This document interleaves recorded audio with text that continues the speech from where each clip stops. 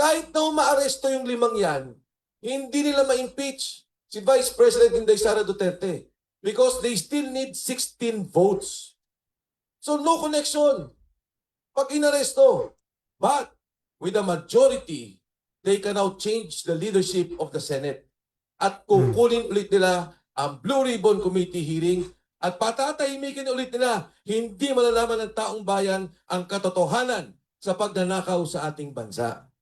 Sabi ho nung tinanong ako, sabi niya, wala ho ba kayong hinihinging pabor ngayon na senador na si Marcoleta? Sabi ko ho, kahit na nagkakapi kami o kumain kami sa labas, hindi bumubunot si Senator Marcoleta. Ako pa rin ang nagbabayad ng kapi naming dalawa. Siya na nga ang senador. Ako pa rin ang taya. Ganyan ang klase na nangyayari sa atin ngayon. Ang sabi nga nung una, silent martial law. Pero ang katotohanan ho, ang mas tamang term daw ay undeclared martial law. Ang batas po, napaka-komplikado. Hindi yung literal. Sabi nga ni Miriam Defensor Santiago, hindi dahil marunong kang bumasa, binasa mo yung batas, alam mo na yung batas. Marami pong nuances ng law, kaya nga po 4 na taon namin pinag-aralan at 6 na buwan pa kami nag-review bago kami naging abogado. Mahirap po yan, hindi pwede, ay, binasa ko, ay, public official, si Marcoleta, binigyan ng pera, graft. Meron pong reason behind the law. Tama si kasamang Mike, kung lahat ng tumanggap ng kontribusyon ni may plunder, tignan natin lahat ng SOSE. Ganun lang Kung kasi. sabihin hindi tumanggap si Soto, si Lacson. O, di ba? O, eh ba't hindi plunder yun? O, di ba nakaupo sila? O, si Lacson yata hindi, ano? O, May soso sila. may SOSE sila. Kung yung nakaupo, lahat ng nakaupo na nagre-election o tumakbo ng ibang posisyon ay grafter o blunderer pag tumanggap ng pera, ang dami niyan. Kasuhan nyo lahat. Hindi pwedeng selective ang justice. Hindi pwedeng kung sino lang kasuhan. At yan ang ulitin ko ha, I told you so.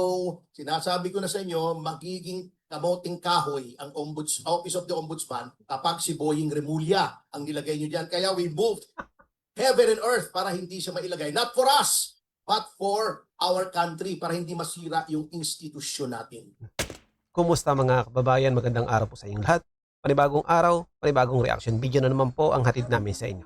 Undeclared martial law. Ganyan na di umano ang kalagayan ng ating bansa mga kababayan.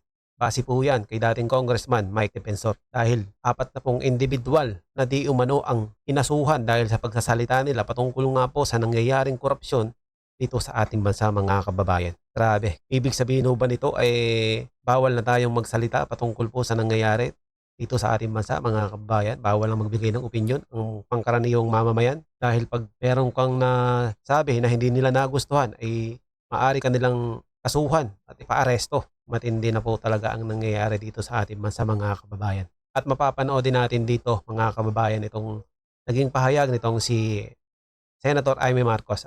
At ito panoorin na po natin ang naging pahayag nitong si dating Congressman Mike Defensor. Pero bago yan, kung bago ka pa lang dito sa ating channel, ay mag-subscribe ka na at i-click mo na din ang notification bell para maging updated ka sa mga susunod pa natin video. Paki-like at paki-share mo na din ang video ito sa iba pa nating mga kababayan. Maraming salamat po. To our boss, our idol, our inspiration, former Secretary Mike Defensor. Thank you so much. Ay, okay. Attorney Ferdy, maraming salamat. And of course, ito sa mga, lahat ng kasama natin dito, mga aktibong kumikilos tungkol dito sa corruption na nangyari dito sa ating bansa. Alam niyo ho, sa sitwasyon natin ngayon, umigit kumulang 40 na kaming nakasuhan. Sa flood control scandal, ang nakakasuhan pa lang, at least the prominent names, 6. Kasama na ho dyan si Alcantara, si Bernardo, at saka si Bryce, na naging state witness pa. Pero yung lahat na nagagalit, lahat ng sumisigaw, lahat ng nagsasalita, may kaso na. In fact, I was just talking to Attorney Jimmy. Sabi ko, Attorney Jimmy, may kaso ka ba? O sabi niya, na-dismissed, MR, pending. Attorney Topacio, may kaso. Hindi ko pa, si Ka Eric, ang dami ito, suki rin to ng ano eh. 3. Ayun, si Ka Eric. So, ang punto ko dito, itong mga taong tong lahat, wala naman kaming ginagawang sasabihin mong illegal. kung hindi nagsasalita kami at galit kami sa korupsyon.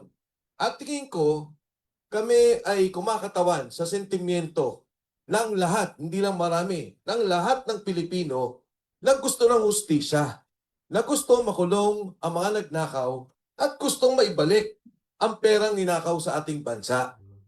So kung Nako, mukhang wala nang ibabalik. Naubos na. titingnan po natin sa ngayon, grabe ang naging SWS survey. Tingnan nyo ho, minus 15 nationwide. Pagdating mo dun sa mga bata, 18 to 24, nasa negative 17. Grabe, Yung no? 25 to 40 ay nasa 40%. Galit. Pagdating, sabi nila, ay kayo lang mga galit. Yung mga bobo ang nagagalit sa gobyerno. Alam nyo, sa mga college graduates and those that have higher degrees, higher learning, nasa negative 37 ang galit. At pag tinignan nyo on a regional basis, negative 40 ho ang Mindanao. Consistently, galit ang Mindanao. Ang nakakagulat, humahabol ang Metro Manila. Negative 31% ang Metro Manila. Tinalo na ng Metro Manila ang Visayas. Bakit o ganito ang survey?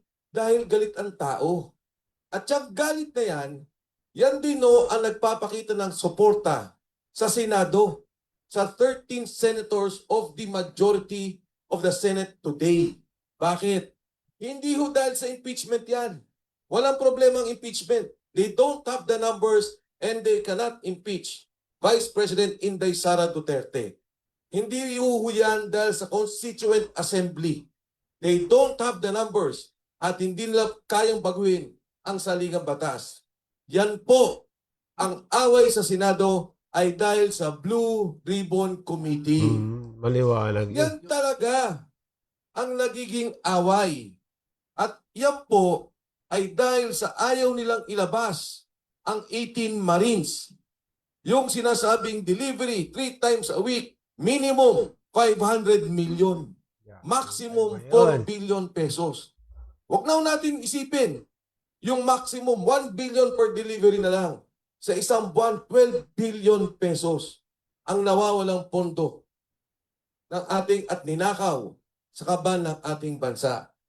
Ayaw ng Blue Ribbon Committee na magsalita at ipatawag si E.S. Bersamin, si Secretary Pangandaman, si Yusek Adrian Bersamin, Yusek Traigib Olaybar. Yan yung 8 billion na nanggaling mismo kay Senator Ping Lacson. Ang sabi niya, niloko daw ang presidente batay sa sulat ni Yusek Bernardo. At ang sabi niya, yung 8 billion nasa 4 na taong to. E di pagsalitay natin, pakinggan natin kung anong sasabihin. Ayaw po nilang mapatawag si Mark Teksay at si Paul Estrada, dalawang assistant ni Saldico, na may ledger. Maganda po yung ledger na yun.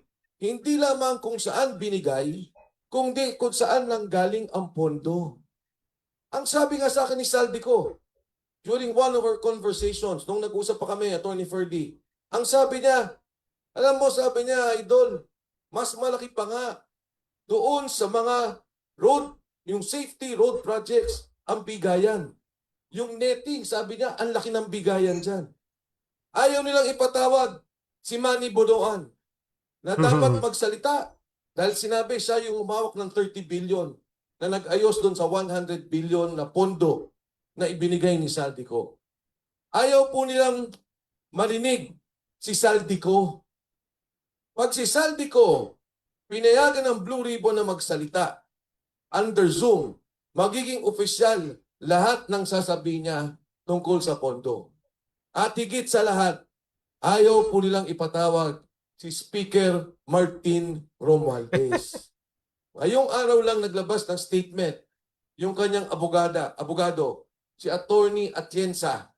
Ang sinasabi, wala daw silang relasyon sa budget. He is the Speaker of the House. There is no direct function governing the budget in terms of approval and execution. Eh di pakinggan po natin, pagsalitain natin. Eh di ba ang sabi ni Saldico, yung tamarind na bahay niya, amoy pera na. Dahil yung ilalim nun ay puro pera. Anong sabi ni Speaker Martin Romualdez? Pag ako pinilit nyo, magsasalita ako. Eh di ba yung pala ko admission na may alam siya. Eh yun nga kung sila i-express sa amin, Secretary Pangandaman, na magsalita si Saldico, biglang nag-resign. Yan ang ayaw nila sa Senado. Ang Blue Ribbon Committee hearing. Ngayon bakit natin tinutulungan ang majority group na sinasabi lang gusto natin ng virtual voting? Eh kasi naman kakasuhan nila. Sino-sino gusto nilang kasuhan? Jinggoy Estrada, Cheese Escudero, Joel Villanueva. May 2 kaso pa kila Villar, pero ito yung 3 pending for plunder. May 2 kaso sa ICC, Senator De La Rosa and Senator Bongo. Kasi pagka umayag sa virtual voting, hindi nila makukuha ang liderato. At matutuloy ang Blue Ribbon Committee hearing. Kahit na umaaresto yung 5 yan, hindi nila ma-impeach si Vice President Inday Sara Duterte because they still need 16 votes. So no connection pag inaresto. But with a majority, they can now change the leadership of the Senate. At kukunin ulit nila ang Blue Ribbon Committee hearing at patatahimikin ulit nila, hindi malalaman ng taong bayan ang katotohanan sa pagnanakaw sa ating bansa. Yun Ngayon. talaga yun. Ngayon kami ngayon ni Senator Marcoleta biglang nagkakaso. Plunder. Grabe yun. Pati si Senator Marcoleta talagang pinilit hanapan ng kaso. Samantalang nagsalita na dati yung Comelec na wala namang masama dun sa ginawa nitong si Senator Marcoleta dun sa sa contribution niya po dun sa nakaraang election. Pero ngayon tila kumakambyo. Non-bailable. Pag hinuli kami, ang bilis. Yun nga sinasabi ko, kaming 40, yung mga nagsasalita, wala kaming sinasabing mag-armas tayo, magrevolusyon tayo, pumatay tayo. Sinasabi lang namin, may pagnanakaw. Hulihin niyo yung magnanakaw, galit kami dyan. Ang bilis ng kaso namin. Si Senator Marcoleta, Grabe, no? may plunder. Nagkataon, nadamay ako. Alam niyo yun yung campaign donation na dinismiss na ng Comelec. Donation. Dinismiss ng Comelec, 3 kami na nagkaroon ng campaign donation kay Senator Marcoleta. Okay. Siya pala Dinikit nila siya. yun. Ginawang plunder. Yun lang yun. Ang plunder, kailangan pondo ng gobyerno ninakaw natin. O kung di kaya, yung case ni ERAP, may binigay na pera. Pagkatapos may kapalit. Wala namang kapalit. Wala namang hiningi. Nung ibinigay at tinulungan si Senator Marcoleta, ang standing niya sa survey, number 23. Hindi mo nga alam na mananalo si Senator Marcoleta. Ngayon, kinakasuhan kami at pinapabilis ang kaso. Ang sabi ko nga, kung may nagawa akong pagkakamali, kumain ako ng hopya sa opisina ni Senator Marcoleta. Yun ang kapalit. Oo. Pero yung hopya ni Marcoleta, hindi naman siya may-ari. Regalo din sa opisina niya ata yun. Dahil nung nakita siyang kumakain sa kongreso ng hopya, yung mga suporta niya natutuwa, nagpapadala ng mga hopya-hopya. Sabi nung tinanong ako, sabi niya, wala ho ba kayong hinihinging pabor ngayon na senador na si Marcoleta? Sabi ko kahit na nagkakapi kami o kumain kami sa labas, hindi bumubunot si Senator Marcoleta. Ako pa rin ang nagbabayad ng kapi naming 2. Siya na nga ang senador. Ako pa rin ang taya. Ganyan ang klase na nangyayari sa atin ngayon. Ang sabi nga noong una, silent martial law. Pero ang katotohanan ang mas tamang term daw ay undeclared martial law. Kaya kayo na nandito ngayon, yung mga vloggers, damay na rin kayong lahat. Alam yan, binalingan na kayo ng NBI. Ha? Ayan, magkakasakasama na tayo. 40 ho ngayon ang kinasuhan. Dito sa aking kaliwa, sa aking kanan, may mga kaso to. At wala kaming naging kasalanan kung di ilabas lang ang sentimento ng ating bansa. Ilabas ang sentimento ng taong bayan. Yung korupsyon, imbestigahan, ikulong ang mga nagnakaw, at ibalik ang pondo ng bayan. Hindi kami matatakot, hindi nyo kami matatakot, at kami patuloy na lalaban. Magandang umaga po sa inyong lahat. Was an elected official. So bakit kayo nagbigay? Tapos No. kay Attorney Topacio, Attorney ano kasi di ba si Senator Marcoleta accepted at least 75 million pesos and did not declare it sa kanyang salary. Hindi iba na to dun sa COMELEC that you were mentioning. Ito na yung case na na-file sa Sandigan Bayan. So if you can just... If I can comment on both questions. Number one, nung January, Senator Marcoleta was already a candidate for senator. Kahit na nga magbigay ako dyan ng 1 billion, 2 billion, yung isa galing kay Attorney Jimmy, walang illegal doon. Dahil yan ay walang kapalit at hindi yan nakaw na pera. Senator Marcoleta was about to run. He already filed and he was about to run. Hindi pa lang yung campaign period. Pangalawa, bakit wala sa SALN ngayon? Kasi nga ginastos nung kampanya. Diba? Kasi kailangan niya ng ginastos at diniklara naman niya ginastos niya, kinakailangan niya yung puntong yon. Now, case in point with Senator Marcoleta, kung ang lahat ng tumulong sa kanya, kakasuhan, I would think more than 500 people will have cases. Bakit? Hindi naman kailangan sa marami, si Senator Marcoleta ay tinulungan ng marami. Dito lang sa Metro Manila, pag nakita niyo yung mga poster nila katabi si Senator Marcoleta. Ang dami niyan, all over the Philippines. At yan, yung pinipilit nila na gawing plunder, susundan ko, papatulang ko yung ginagawa na. Kunin nila lahat ng sose ng senador. From former Senator Vicente Soto, Tito Soto, kala Senator Ping, Senator Risa, lahat ng nag-donate, pagdugtong-dugtongin nila at i-file din nila. Dahil it was as simple as that. Yun. Pinipilit lang nila dahil gusto nilang tumahimik ako at tumahimik si Dante Marcoleta. In response to that, I'm not authorized to speak on behalf of Senator Marcoleta. No? Kaibigan natin yan, pero hindi ko siya kliyente. But from a strictly legal point of view, there is a misconception among the uninitiated na kapag nagbigay ka ng pera sa isang public official, that is graft. That is not the case. May qualification yan. By reason of his office. Ano yung by reason of his office? Office hindi yung opisinang physical o yung title niya. By reason of his function. Office can also mean function. Google niyo yan sa Merriam-Webster's dictionary kung anong ibig sabihin ng office. Yun po ang ginamit ng batas. By reason of his office. By reason of his function. What do you mean by that? Binigyan mo siya ng pera kasi may gusto kang gawin na within his powers nakapalit nung pera. Okay. Bakit binigyan ng pera si Senator Marcoleta? May hinihingi bang kapalit? It is not by reason of his office. It is by reason of his candidacy. Okay.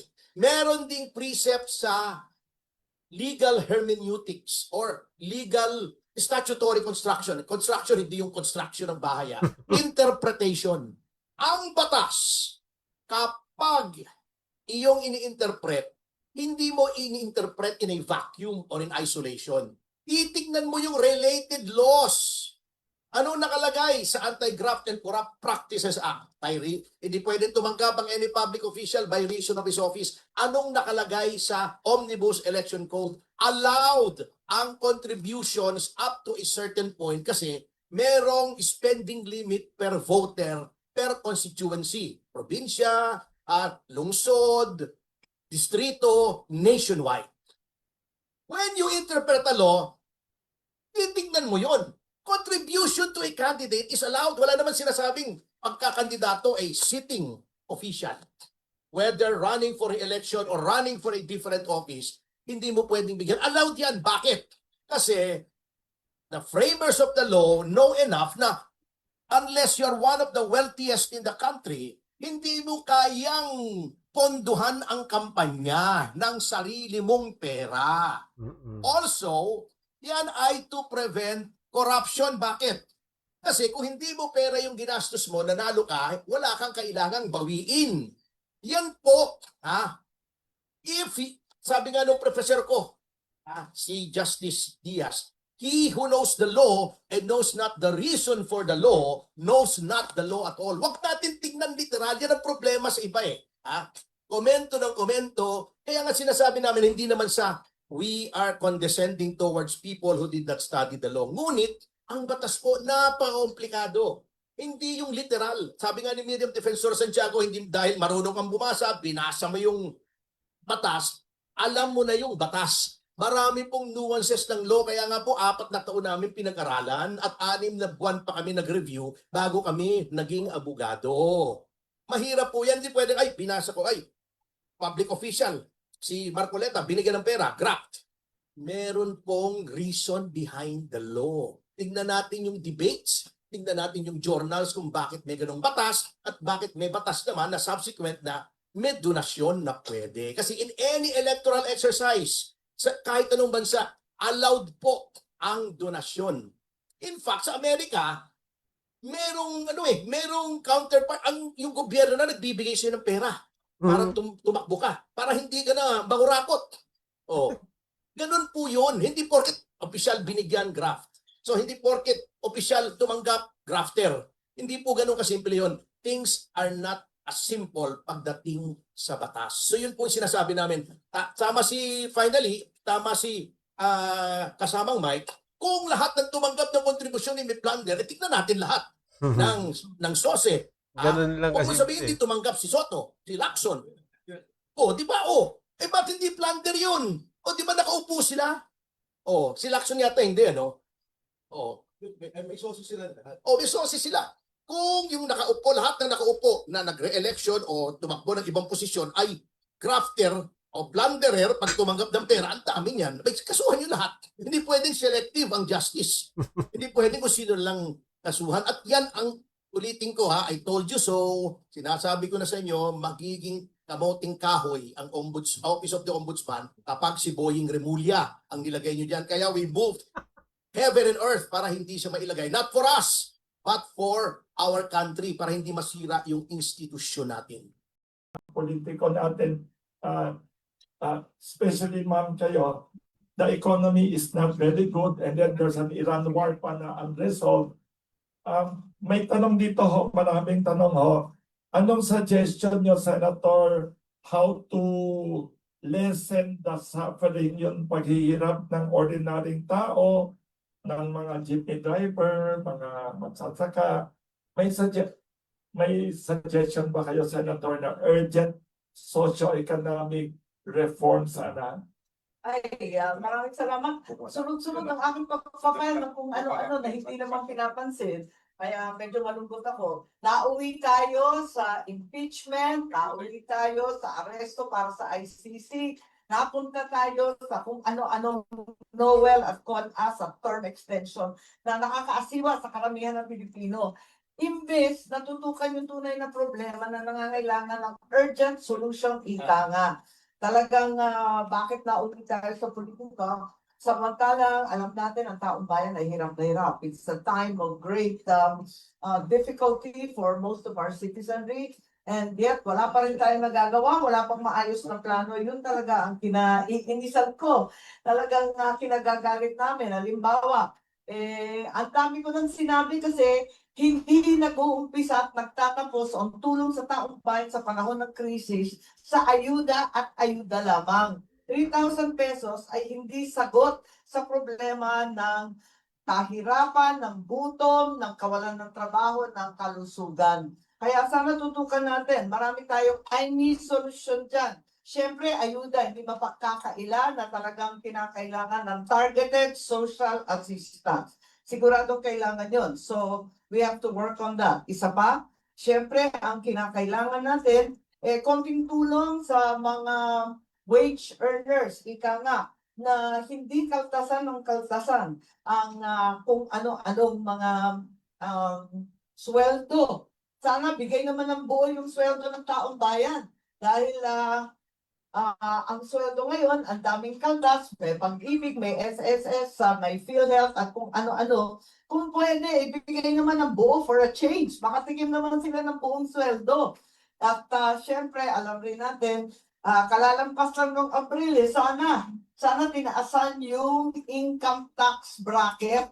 Kasi yung 250,000 pesos sa isang taon, manipis na yun. Kinakailangan taas-taasan. Kasi ang sinabi ko nga, 500 sana, pati yung mga bonus, yung mga binibigay, dapat taasan din yung 90,000.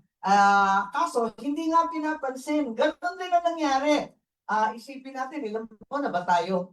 Nag-attack noong February 28 o March, April, nasa Mayo na tayo. Magtatapos na yung Mayo, 3 buwan na. Wala pang aksyon. Minadali kami ng todo-todo sa Senado. Huwag na daw magdeba-debate doon sa excise tax. Hanggang ngayon, hindi pa binabawasan yung sa excise tax.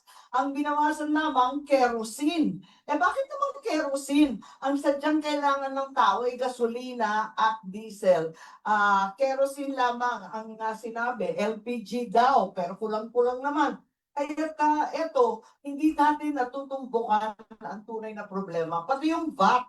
Parati ko sinasabi yung VAT kasi nararamdaman yun sa point of sale. Kung stasyon sana, yung petrol station, yan sana. Kasi mahapdi, di ba? Masakit talaga yung dating ng ngayon.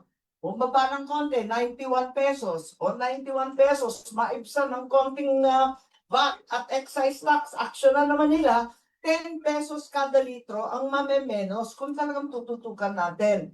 Ganun din, mababawasan ng at least 2 to 3 pesos yung kada kilo ng bigas kapag nabawasan yung gasoline ng crudo. Ang hirap-hirap ng sitwasyon ngayon ng ating magsasaka. Kung nagdudusa ang consumer, nagdudusa rin ang mga magsasaka. Ang ating cost of production nasa 46-48 pesos, pinagpipilitan ng ating administrasyon na mabenta sa 50 pesos. Wala pa rin yung transport, wala pa yung distribution cost. Paano naman luging-lugi ang ating mga magsasaka? Matagal na sila naghihirap. At mula sa Jensen hanggang sa Palawan, marami na rin na mangingisda hindi nagpapalaot. Alam natin yon. So, ito yung mga dapat natin gawin, lalo na sa kalusugan. Alam natin na kinuha yung 62 billion ng PhilHealth, pinilit ng Korte Suprema na ibalik. At hindi naman pwedeng kinukuha yung pang-medisina, pang-doktor, pang-ospital ng may sakit. Napakalupit naman yun.